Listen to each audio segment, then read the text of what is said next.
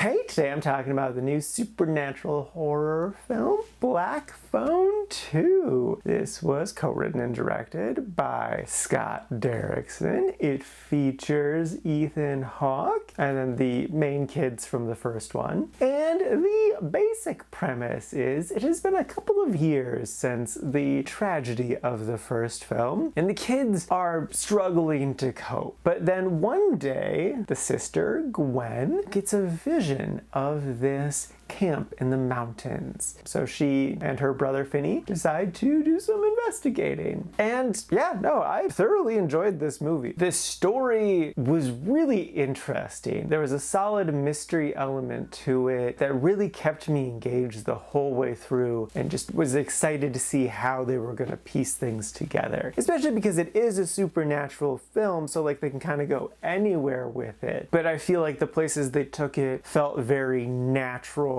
and were a good progression of things that came before. The first one more so focused on the boy, which made sense because he was the one who was grabbed by the grabber, the bad guy. So it was logical to focus on him. But this one really more so focused on the sister and made sense for a lot of different reasons. Firstly, because like she has these supernatural abilities, so she is kind of the driving force of the plot. But then like this really feels like the final nail in the coffin for this series, so it makes sense to switch focus from the brother to the sister so that it just feels completely done by the end of it. The supernatural elements were just so interesting and so fascinating, and I just loved what they did with the sister. I loved seeing the sister's powers. I loved exploring them. I'm a big fan of like that sort of mystical stuff explored in different sorts of ways. That really scratches an itch for me. I was never scared by this movie, but I was never like bored by anything either. My audience definitely was spooked by a lot of the stuff here. So like, don't take me not being scared as a complaint or anything, because I do think there are things in here that people will find creepy and unsettling and get you under your skin. So yeah, no, I enjoyed this film a good amount. I would even go so far to say that it is a step up from the first one. And yeah, no, I would totally recommend it. You don't necessarily have to have seen the first one, but I do think it adds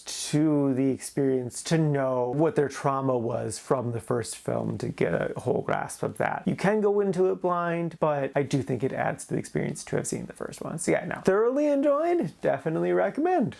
And now for my ranking, I put this at number 32 in the really like section. And this is out of a total of 95 new movies so far this year.